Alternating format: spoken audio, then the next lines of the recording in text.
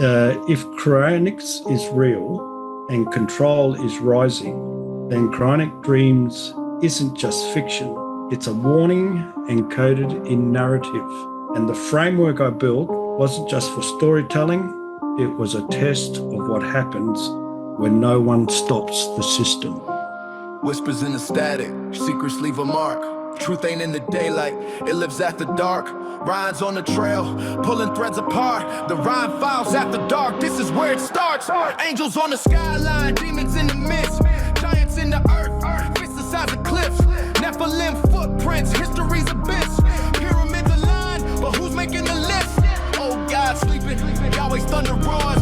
Secrets in the scriptures, knocking on the doors. From Eden to the stars, the questions never pause. What's the cost of the truth?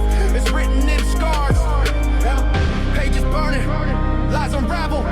Footsteps crunch where the ancients travel. Voices whisper where the echoes babble. Stay curious or let the shadows grab you.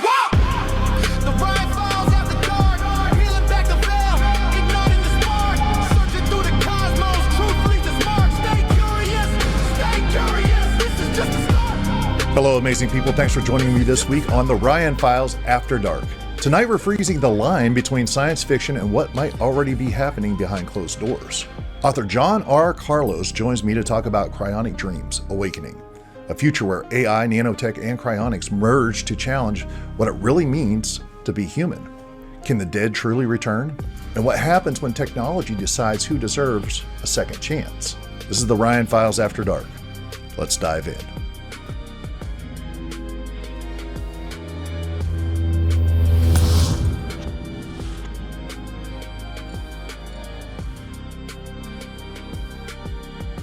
Ladies and gentlemen, thank you so much for joining me this week on the Ryan Files. I'm really excited about this. Today on the Ryan Files, we're joined by John R. Carlos, the author of the powerful new novel, Cryonic Dreams, Awakening. Born in Madrid and raised in Australia, John went on to serve in the Royal Australian Air Force, raising to the rank of wing commander. That experience with advanced technology and defense systems gives him his storytelling a razor-sharp edge. In his latest book, he takes us into the near future world where cryonics, nanotechnology, and AI collide, not just as science, but as a test of morality, power, and what it really means to be human. That's a mouthful, man. Thank you so much for coming on. It certainly is. Thank you. No, it's a pleasure being here. So going through the research that you sent me, and thank you so much. It was very thorough, which I love. But one of the things that immediately struck me, obviously, we're talking cryonics, we're talking cryogenics, which is, essentially, so the people who don't know right out the bat, we're talking about the freezing of a human being who has passed away or whatever, and hopes that one day you can revive it whenever science and technology is caught up to fix whatever the problem was, be it cancer, heart disease, whatever it is. And that's correct. That's one of the applications. One of the applications that we all see, though, is in space travel. You can't watch very many Hollywood films without seeing, we've got a 300-year journey here, so we're going to freeze everyone, and then we're going to reanimate them once we get to wherever we're going. And it's funny because we see this all the time where science fiction becomes reality and reality shapes science fiction. So the first little mobile cell phones, well, what did they look like? They looked exactly like a communicator from Star Trek, Yes, so they did. So this is why this topic fascinates me to whatever degree it's probable or possible now or in the future. That's a different question. But we have seen time and time again that science fiction will lead to the science to make it possible. And that's why this book is fascinating to me. For me, I've been planning the whole idea of this book for some time. The idea actually came to me from a bad dream, if you like. A woman waking up and, stepping out of the cryostasis capsule and immediately was being grabbed by hands that were coming from the floor saying, "You do not belong, you do not belong." So anyway, I don't know what my subconscious was telling me other than this would be great in a book. So that was the kernel. And when I started writing it, immediately the idea of the woman being thawed was naturally the beginning of the story. Right. And what I did was I looked at the science that we have available, and then just tried to extrapolate what the technology might look like. And as I showed you, and it will be on my website, is the technical submission by the character Dr. Brown for the cryonics procedure she uses to thaw the other character, Marianne, and all the technical requirements behind it, including the nanites, which are used to repair any abnormalities in the human body, and in the through the process of reanimating her. Right. Some of these are already technologies that we're seeing being created now. There is technology on nanoscience, particularly in medicine. They're looking at very real possibilities of using nanites to repair cellular damage, DNA, that sort of thing. So it wasn't a huge leap for me to see the possibilities. Well, the technology that you had to research to write this book, and by no means, I mean, am I saying that you and or I, or we're not experts in this, but there is technology that is currently out there that is playing with this, correct? Yes, absolutely. You don't have to look too far. It's I think it's called, they're called Alcor. They're freezing people already in hopes one day having a solution and being able to reanimate. For me, it's not a question of if, it's just a matter of when. The science, the technology is already in progress. So it's a case of when science meets physics in terms of biology, and we can actually go through the process. The story takes place in 2169, and that's 140 plus years away. So you might think, well, surely we would get that. We would find the science well before then. There is some truth in that, but if you read the trilogy, you'll find out why it takes that long. Okay. No, look, I had fun exploring the science. It's very much out there. So,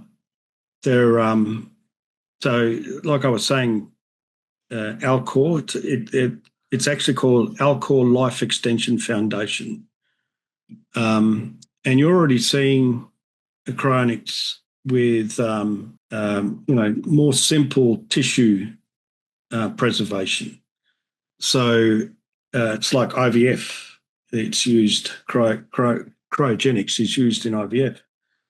And they're able to thaw a small piece of tissue quite successfully. So it's the complexity of the human body, which will take time. But like I said, it's a matter of when, not if. For sure.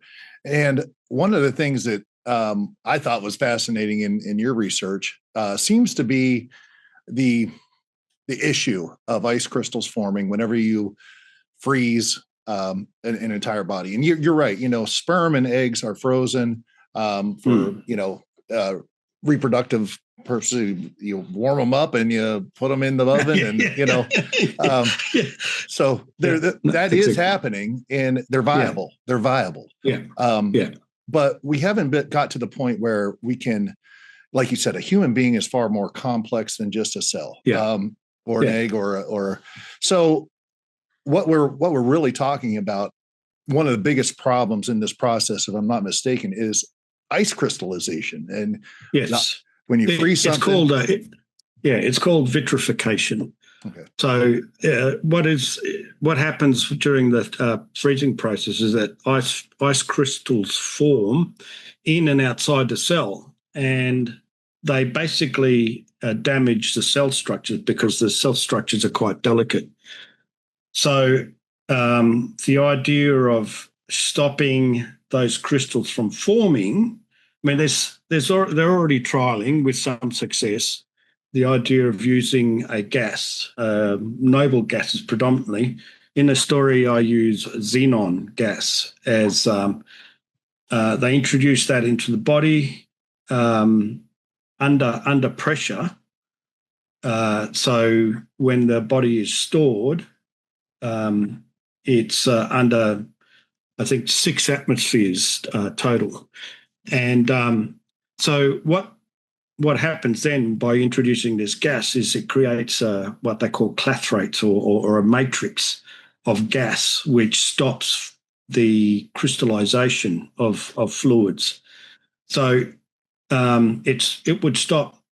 So if you looked at a person that was in cryopreservation using this method, then they wouldn't look frozen. They wouldn't have a frosty appearance.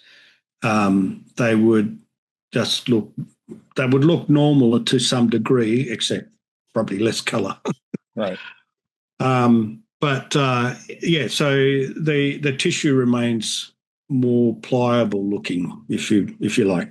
Yeah, and it's fascinating how you talk about, number one, this is a double-sided process, in and out. It's you've got the freezing process where you have all these issues of like you said, the crystals. And keep in mind, people, the human body is like 70% water.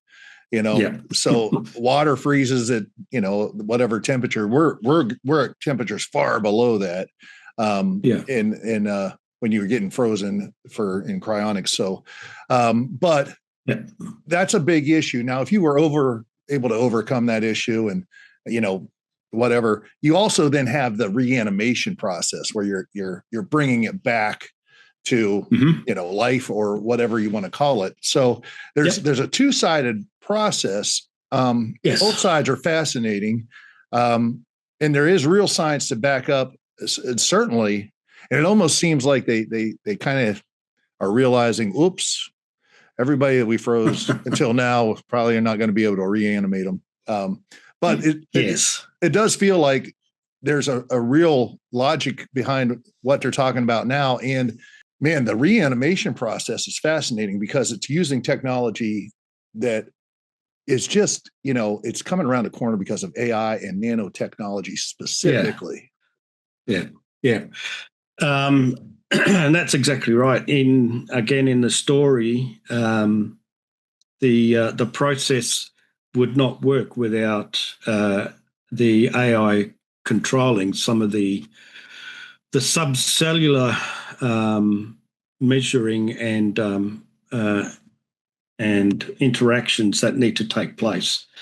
In the book, I have the AI is called Holly, so she's a hospital operations and logistics intelligence. She controls all the microscopic measurements, and so she ensures that there is uniform warming of the body at cellular level and below cellular level, so that the body thaws at the same rate from head to toe. And that's important in the process. That's with all the research I've done, that's my best guess, if you like. This sort of level of control is important if you want the reanimation to succeed. There are other complications, obviously, as well. But look, it was very interesting. And I've, again, on the website, it's not quite there yet, but I will have the entire process listed. So phases 1, which is a rapid thaw, to the resuscitation process, in fact, recovery process after resuscitation, which is six phases of the reanimation. And with the use of nanotechnology in there as well, you're able to during this quote unquote thawing process, you're able to fix stuff that did get broken whenever through the freezing process. You're able to, look at cancers and things like that could have been the problem in the first place, why they might have passed away or whatever. So this nanotechnology, and man, that's something that science, I think if we were to really know the extent of that science, it's amazing. And it's ultimately it's kind of frightening too, what's going on with nanotech.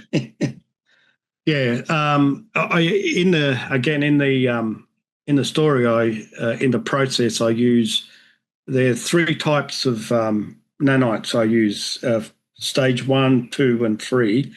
The first one is cytoplasmic nanites, which their specific responsibility is to repair cellular walls, to look after the extracellular space, and that assists with the osmotic process that has to occur between cells. This second one, the second stage, looks after internal to the cell. It does looks after any internal cellular damage, and also repairs DNA structures that may have been damaged in the process. And then the last one is for cases, in the case of the character Marianne, she died of a cancer. So there is the stage 3, which is a nanite that specifically looks for and hunts down cancer cells and returns them to a normal state. Right. So it repairs them. So having a look at what's in today's terms, the technology, there is science in nanomedicine, when they're looking at nanites that provide cellular level repair. So I don't think that science is going to be too far away. I don't know if you've heard of Ray Kurzweil. Yeah. Oh yeah. He's for some time been talking about the idea of nanites repairing the human body. So, I mean, he's been talking about it for probably 2 decades. So I think it's a thing, and we will see it in the future. For sure. And, I've had a number of people on here in the know, ex-military and whatnot, who pretty much say, listen, if you're finding this as if you're hearing about it, it's probably been around for 50 years or more. Yeah. So I think that's probably a little bit of what might be going on with this too. I wouldn't be surprised if I was to find out yesterday, and this isn't me being conspiratorial at all, but if I was to find out yesterday that there was a cure for cancer, and it's been around for 10 years, but it just hasn't been made public yet, I would not be surprised. So when it comes to these nanites and what they're already using them for anyways is fascinating. It's a real technology. It's going to be around. It's going to impact everyone's future one way or another. Now, in your book, the science is, I love the science. Okay. Every good science fiction book has great science in it, and yours does. But the one thing that we kind of come up with is, okay, so let's assume we don't have that today in our current reality, but we will to take either a living human or someone who's passed away, freeze them and reanimate them, and maybe fix the one who was dead. maybe we have that technology in the future. Okay. And there's obviously, John, there's obviously some really cool applications for this. One of which is space travel. You know, instead of having to do a multi-generational trip, you know, for 300 years to the next planet or whatever, well, you just freeze yourselves and you wake up and you're hunky-dory once you get there, and you don't even, you know, you just slept. So there's really cool applications to this. But on the other side, there are some really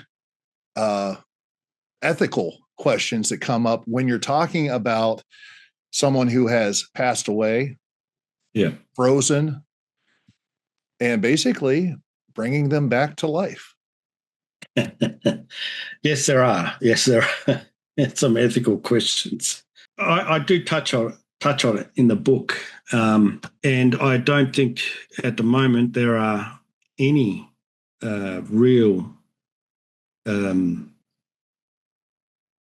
legal precedences, and I'm not sure that if you are providing a will, let's say for because you're getting to that age, I don't know what the requirements, what the legal position is if you put into your will that you know, a certain set of instructions about being cryopreserved and when to be, what conditions you want the world to be in when you're going to be reanimated. So all these are questions that there is no legal precedence for, and I'm sure that anybody who was thinking about preserving themselves for the future would be considering. So, and they would be writing a will. Certainly I would if I was doing it. And I was considering cryopreservation, I would put a list of instructions into my will, and you would hope that would have some legal requirement or legal standing. So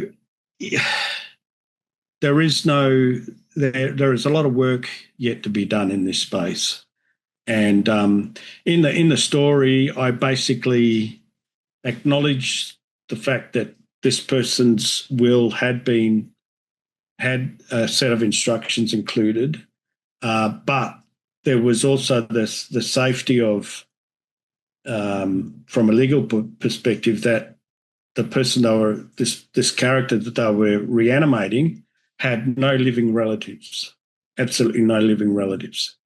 So there could be no legal arguments brought up against, no, I don't want you to wake that person because it may affect their life somehow. So interestingly, it's something I touched on. I knew there was a lot of work to be done, but I certainly didn't have the solution for it. Yeah. It's a really kind of a crazy downward spiral whenever you start thinking about it from an ethical standpoint, because number one, and there are people and there's companies out there right now that are freezing people. Yes, absolutely they are. Yeah. I don't know that. And a lot of money being spent. Yes. I don't know that the technology is there to be freezing them right or correctly at this point in time. That's beside the point. Because like you said, the crystallization is a big problem you got to overcome. Walt Disney, I think, was frozen, and that's correct. Probably not going to have Walt Disney back. But the bottom line is he might not have known all of this back then, so he just decides to freeze himself. Okay, and maybe there comes a day whenever the ice crystals and all that stuff can be overcome. That is kind of the goal anyways. So but when you're doing this, the ramifications are basically that a human being who has passed away, a dead human being, will still have rights. Exactly. And if they don't have any family members, who is the decision maker then? Is it the company that, froze them? So there's a lot of ethical questions. I think, does a dead human being have rights? And that's a huge question to tackle. I think anybody would say that. And what happens if the company that's storing all these people goes bust? Yeah. What happens? What happens to all these frozen bodies? Who takes responsibility for those? Do they have a right? These are questions that the law has to come up with a solution in the future, because I see this happening more and more, and particularly the advances with science. As science improves and our ability to freeze people with less damage improves, then that gives some certainty to the thawing process, because you've got less damage to repair, and if you freeze the person within minutes of death, then it's no different to your heart stopping and a passerby comes by 2 minutes after you've keeled over and starts your heart pumping again. So I see no difference in that. Yeah. So as science improves, there will be more certainty to the reanimation process, and people want to do it. Yeah, absolutely. Well, yeah. Why wouldn't you? Everybody wants to live forever. That's the new thing, right? Yeah. We do see a little bit of a interesting development that's happened over the past years, kind of in a similar field, I guess, where 23andMe, who had everybody's DNA, right, yes. Yeah, and they they're going under. What happens to all of that information, all of that DNA? That's a lot of information. Yes. So it's different, but similar. And there's all kinds of ethical questions about that. Yes, absolutely. And it'll be interesting to see how the legal system deals with the notion, because yes, our heart might stop beating, but if you stop decay from occurring, then there's no reason why you can't be resuscitated. Yeah, and that's what's fascinating about this, and especially you might not be able to be resuscitated today, but in 20 years or 169 years, who knows? So exactly, it's like can open, worms everywhere, and not only that, but you're also dealing with, this is an international thing, like going back to 23andMe, there are people from all over the world whose DNA is in this database. You're from Australia. I'm from the United States. Who's the governing body on this? Is there different roles in the United States and Australia? I don't know. So absolutely, you really get into it's a fiasco waiting to happen, unless there's legislation that starts coming around to really define that, but it won't come around until the science is probably really there. No, I agree. What sort of timeline we're looking at, I don't know.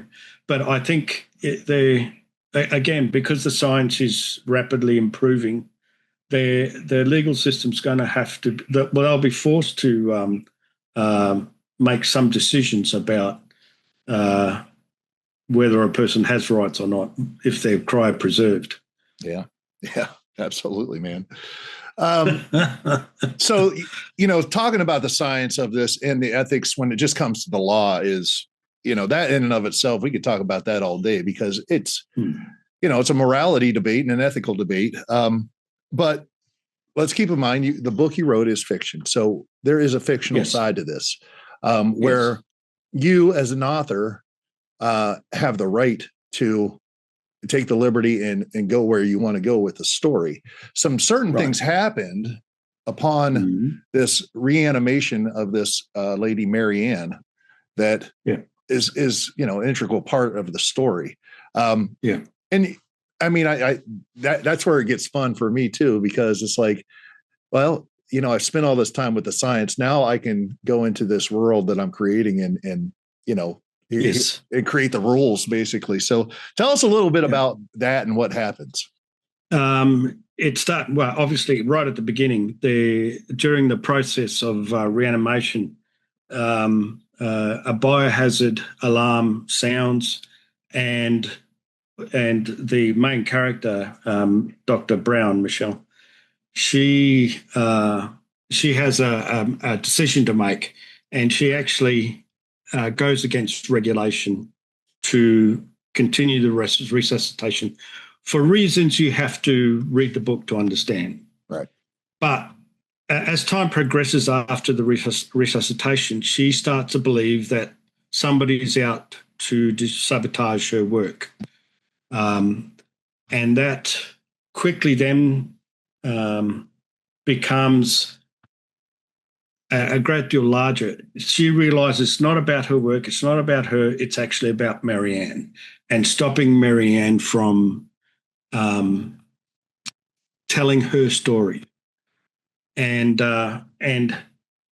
if you want an answer to her story, you're not going to find it in the first book, because you've got to read the second and third books for it all to come together.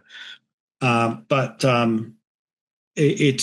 they start looking for answers, and that drives the first stage of the trilogy.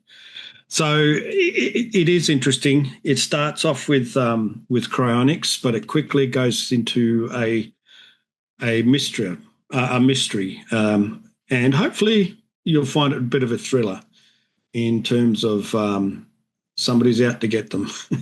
Right. And it's coming from the past. Yeah. So that's what's because in your own sort of way, you're creating a timeline drama. Yes. Which is always fascinating. It's technically not time travel, but it is in a way. Yeah. In a way. Yeah.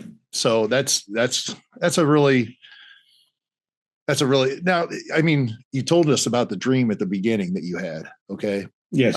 What we're talking about now is a far cry from just that dream. Yes. In a way, like the storytelling aspect of this. Have you always been a storyteller? What is it that, have you always read? What is it that got you just juiced to do this? I think I've always had a storyteller in me. And I've wanted to do this for years, but my writing has always been very business focused, and I mean, I was good enough at that, but it was never enough, and it wasn't until I retired that I got the first real opportunity to go into creative writing, and I've really enjoyed it. I haven't looked back since I did it. I had a ball writing the story. It's the first thing I do every morning. It was a pleasure to get up and actually start writing. It was certainly a sense of escapism. I'd go off into this alternate universe, and writing the story and the characters, and when you read the story, you can read it superficially, and it's just a story, a mystery. But there is so much more to the characters underneath, and I hope that when people read it, it actually comes out. That's what I tried to put into the book. But this is my first attempt, so hopefully people enjoy it.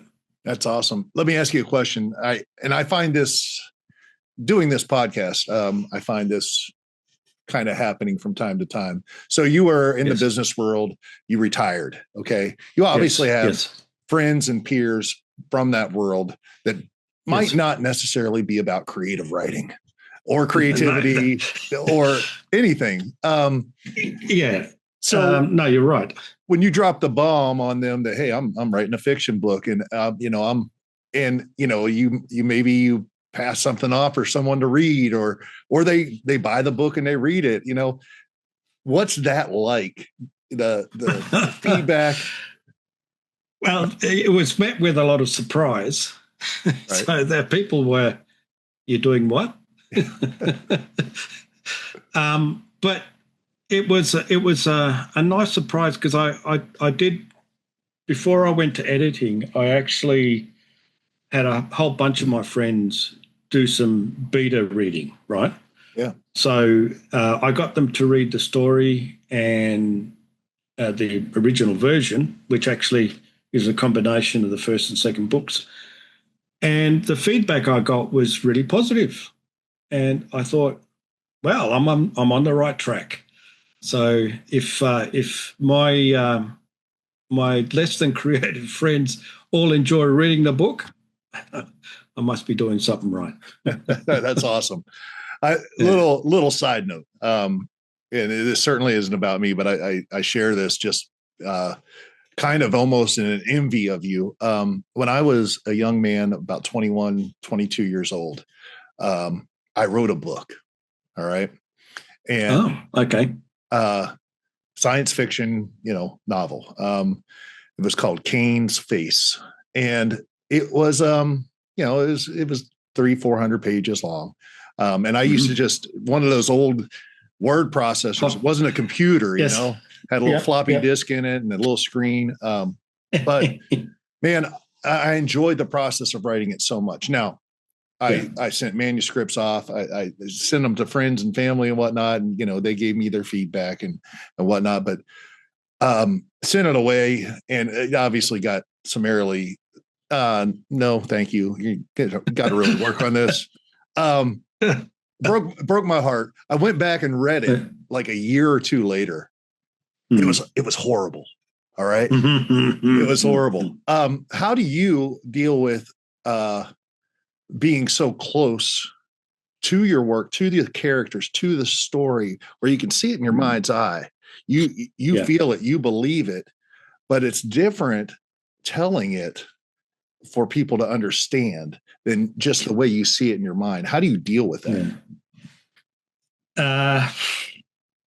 It's a process. Yeah. It's a process. It's writing and rewriting and rewriting and rewriting.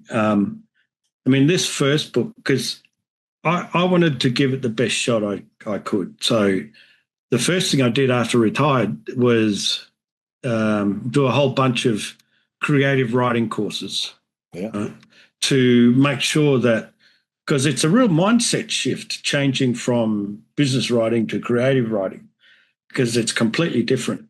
So that's the first thing I did. And I learned a great deal from that process. But once I started writing, and in the course, they kept reiterating the fact that the process of writing is about rewriting. It's a rewriting and rewriting until you get it just right. Mm-hmm. And you got to remember that it's a craft. So your words are the medium that you're using. So it's crafting on crafting on crafting. And so every element of the first book has been written a dozen times. Wow. And rewritten. Yeah. So, and even then, when having read it, you still find ways you could probably improve it a little bit more. Yeah. But you gotta draw the line at some point and say that's why you need an external editor. Right? Sure. You really need somebody that's in the business to read it and say, this is what's right with it and this is what's wrong with it. Right. And then go back and write it again. Yeah, it kind of reminds me of the process. I do woodworking as a hobby. But if you're building a nice piece of furniture, you're building it and you have the shape. But I mean, yes, there's so many processes like once the shape is there, that is just the beginning. You know, it's the sanding. Absolutely. It's the minute detail. It's the, you know, finishing and refinishing and all of that. It sounds like a very similar process. It's the same. And you've got to remind yourself of that as well. Because when you written something and you think, actually, that sounds pretty good. I'm happy with that. But then you put it down and come back to it a few days later and you find all the errors in it. Yeah. So it's exactly that. You've got the right shape, but you still got to craft the words. And, you know, again, this was my first, so I'm still learning. And even though I rewrote it a dozen times, because it's my first, there are things I could have crafted it to bring out the depth of the characters a little bit more, for example. Yeah. And I hope that's there because that's what I try to do. But the first is always, you know, a bit of a test and adjust. The first is always the first. There's no way around it. So, yeah. Yeah. So let me ask you a question about your characters. You talk about character development. It's such a crucial part of storytelling in any great novel, man. When I find that if I can get invested in the characters, I'll get invested in the story. Yes. And so character development is so important. You mentioned these characters have a little bit of a deeper meaning almost. Is that something that is brought out by your world paradigm, the world that you see around us today, anything like that? Or is it just all out of your imagination? Or are they representative of certain ideals, traits, or beliefs or systems? Yes. Well, when you first start, you try to craft your characters, and there is a process in creative writing, and so you know you go through the process of giving your character a name, an occupation, whether they're single or married, and then you start going into their personalities. Do they have a ghost in their background? What is it? And so you try to go through that process of creating the depth of character. And so I've got a page like that, and I will have it again. Something else I will have on the website to show all the characters that I developed. And when you first start, it's a little bit shallow, but as you progress, because the story writes itself, and once you get into your world and the world deepens, then your character deepens, and you've got to revisit that person and actually add more to the character's nature. And so that was an exciting process in that you're learning about the characters at the same time you're writing about them. I really enjoyed that. But as to whether they reflect, obviously the characters reflect reality in terms of they might have elements of people you know or people you've come across or characters you've read about. So there are small elements that you can attribute to those sorts of things. It's when you put that character with all its complexity into the story, into a scene, and then you explore how that character reacts to the environment around them. This is why you got to keep rewriting stuff, because every time you write a scene, you're developing the character even more, and then with the character evolved even further, then you look at, oh well, they're going to be reacting in this way in this environment. So you're going to restructure the scene again. So and that's why the writing process is a case of rewriting upon rewriting, because you're always exploring the character and the worlds that you've created. Yeah. And that's fun. That's half the fun of it. Yeah. I tell you, I have a lot of respect for it. for people like you who go through the process and the rewriting and the rewriting. I have experienced a number of crazy things in my life. There is the most ridiculous thing in the world. I was in a Hollywood movie. I starred in a Hollywood movie. Ray Liotta played my dad, and Ashley Judd played my mother in this. And I was the star of this movie, and I'd never been in anything before. That's a long story how that happened. But to circle back to your story. Yes. So you shoot a film, and I was in all but I think 9 scenes of the movie. So you shoot a film by location and not in order. Okay. So like the first day on the set, we were shooting a dramatic scene which is in the middle of the movie. Okay. Yeah. And as a no-name idiot actor, which right here, I didn't, as much as I understood it, I didn't understand it. That whatever that character did in that moment is going to have to connect with what happens before and what happens after. Yes. I wish I would have understood that better. But I didn't. But in the beauty of writing is that you can rewrite.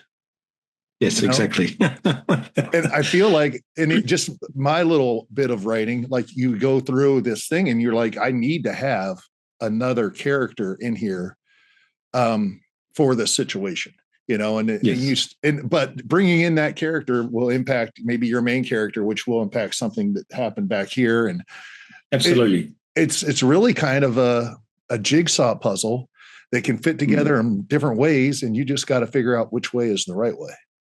Yeah. Yeah. Yeah, absolutely. I mean, there's an element of that even with the writing. So, because I recall episodes where I'll be 3/4 of the way through the book, and because I've developed the character and I get them to react a certain way, that might require me to rewrite the scene so that another character has something else to say, for example. And because I've done that, I'm going to have to go right back to the beginning and introduce that sort of side or element of the character to every scene that character's been in previously. Yeah. Or at least take it into account. Right. So there is that element of a bit of a jigsaw puzzle, but you got to remind yourself that you are creating a world, and the longer you're in it, the deeper it gets. So it is going to need rewriting. Yeah. And let me ask you this. This is something new, not new per se, but you find it more and more in use. To what degree do you, as an author, do you use AI? AI. Okay. In writing the stories, I used none. Okay. I didn't use AI. It's purely my imagination and my rewriting. Post having written part 1, I have used AI to interrogate my own work. Ah, right. Yeah, that's great. And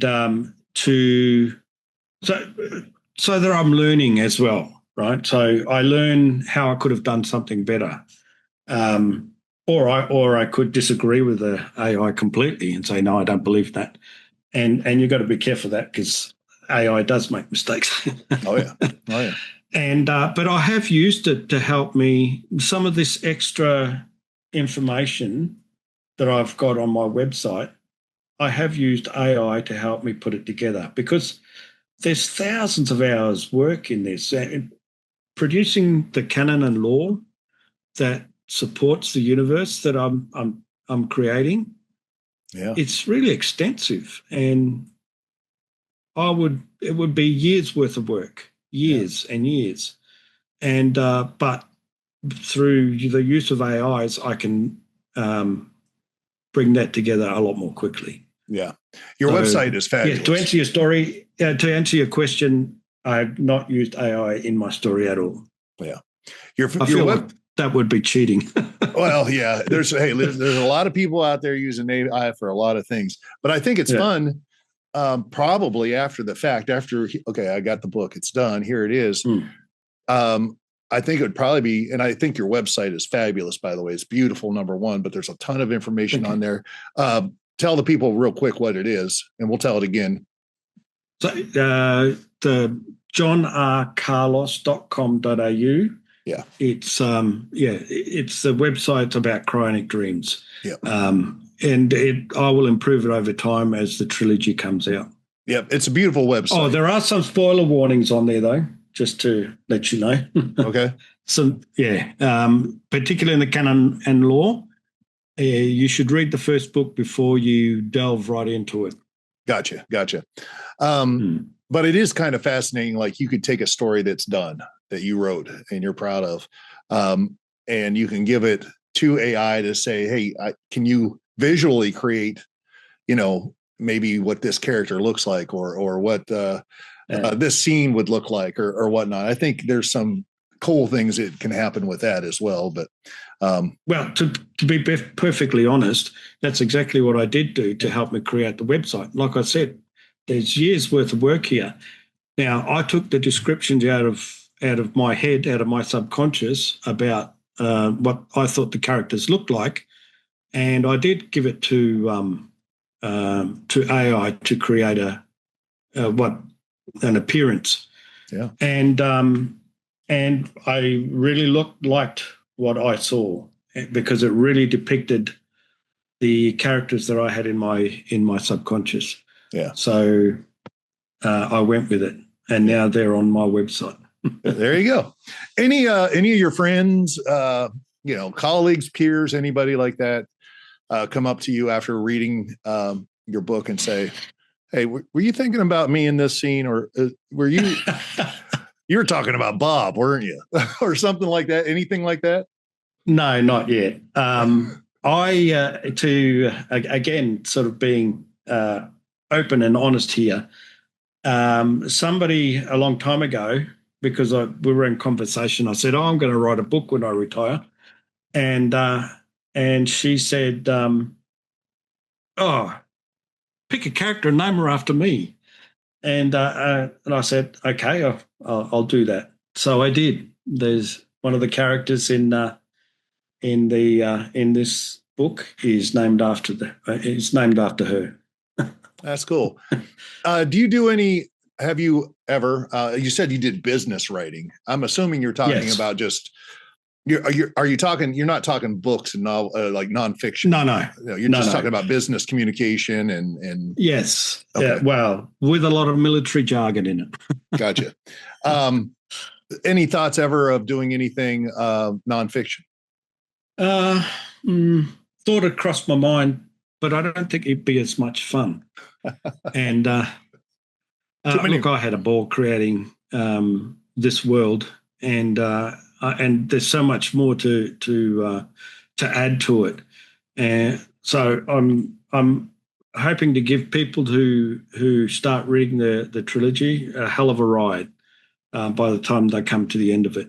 Awesome. So I'll keep my fingers crossed. All right. You have speaking of which, you were in the military for a while, and probably you yourself know some things that you probably even can't talk about, maybe. But yeah. As far as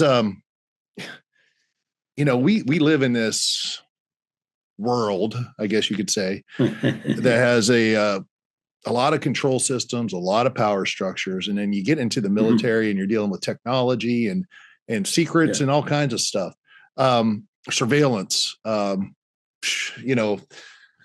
predictive governance, just yes, all that kind of stuff.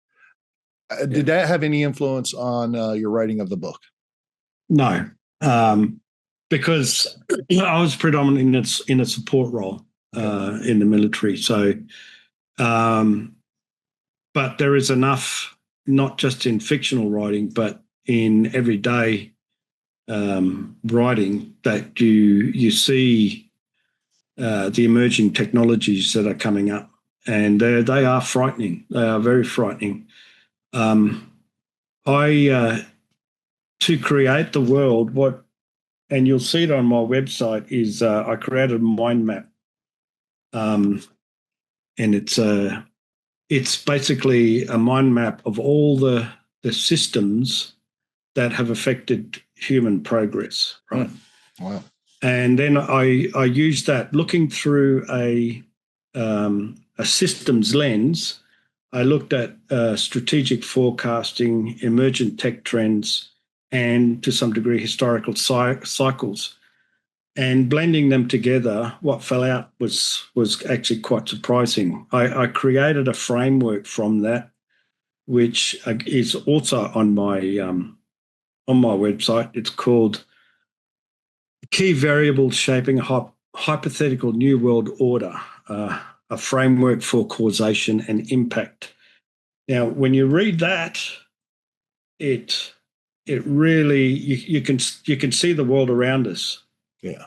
In every aspect, and it is frightening. So from that framework, I created the timeline that you see in the front of the book. Right. And there are events on there that they scared me. So if that's the world we're heading towards, well, I hope not. That's all I can say. Yeah. But have a look at those, and I'm sure you'll understand what I mean. That's awesome. What else? If you wanted to do your pitch right now to our audience and tell them to, get out there and buy my book, please. What would your pitch be right now? What would you say to them? Well, simply, I would say Cryonic Dreams is a unique dystopian novel. And it's a thriller as much as it is a mystery, and it delves into all the technologies that are looming ahead for us. So it's a scary world. It's a scary world, and that's because all the tools I used created that fictional world for me, help create that fictional world for me. It's a reflection. To me, it was a reflection of what's happening around us today, and it is frightening. So, but I hope I've made it entertaining enough to give hope. Oh, that's awesome. I'll leave you with a little statement I put together. It says, if cryonics is real and control is rising, then Cryonic Dreams isn't just fiction. It's a warning encoded in narrative. And the framework I built, which is on the website, wasn't just for storytelling. It was a test of what happens when no one stops the system. I hope that resonates. Wow. Yeah, that certainly resonates. In the world we live in, yeah, that resonates. Yeah. Wow. Tell people how they can get your book. Where can we find it? You're obviously in Australia. We're over here in the United States. Yes. How do we get it? Actually, the States has the better market for readers. So I went through a US publisher. Okay. So it's predominantly available through most book outlets, but on Amazon. Okay. Go to Amazon and you can get it through there. Noble and Barnes also have it. So if you should be able to get it from most outlets.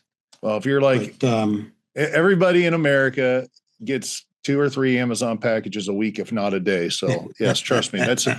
People will do it. Yes. Yeah. And also go to the site, johnrcarlos.com.au. Correct. Yeah. Yes. Awesome. And this is just the first of a trilogy, which is always good because there's always a 3-part telling of a story, a 3-act part of a story. So I love that you got the trilogy thing going. I guess basically, man, number one, I do want to say I have not read the book, but I am getting it as soon as I'm off of here. I'm going to go ahead and order it. And I not just because of what you said, but well, because of what you said, but because I didn't know going into this interview. We had only talked the notes of the science and whatnot, Yeah. But the other part of the book and the ethical and then just the storytelling part, I just want to read it. So I look forward to it. When you get the second book comes out and all that, if you want to come back, we'll talk about it, man, because I think this absolutely. If you'll have me, I will come back. The second book will be called When Mars Breaks, and should be out by the second half of next year. Awesome, man. Awesome. Well, I appreciate you, brother. Thank you so much for coming on. Folks, go out and get this book. I am going to. I have a library right over here. I get every book of everybody that comes on. I just haven't had a chance to get yours yet, but I'm going to get it and I'm going to read it. And it's awesome. Excellent. Well, I hope you enjoy it. Awesome, man. And I look forward to having a discussion when the second one comes out and you can tell me what was right with it and what was wrong with it. And listen, if you have a character in there named Ryan, it's okay. I'm kidding. Oh, dear. Awesome. All right. Thank you so much. I appreciate you, thanks, brother. Ryan. Ladies and gentlemen. Thank you very much. The one and only John R. Carlos. Keep rocking. Excellent. Thank you.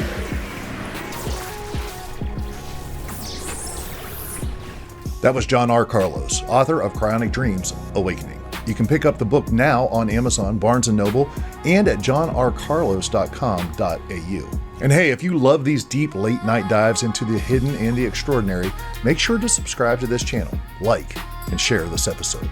Join the Inner Circle by becoming a channel member for early access, exclusive emojis, and behind-the-scenes drops. Or go even deeper and become an agent of the Ryan Files over at patreon.com/The Ryan Files for premium content and full support of this mission. I can't thank you enough. And don't forget, brand new merch is live now at theryanfiles.com, the headquarters for everything wild and weird. You folks are awesome. Be amazing, be positive, and stay curious out there, my friends. And I'll see you next time right here on The Ryan Files.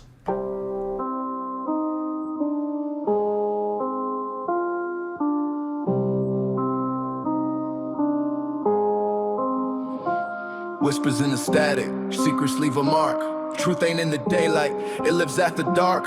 Ryan's on the trail, pulling threads apart. The Ryan Files after dark, this is where it starts. Angels on the skyline, demons in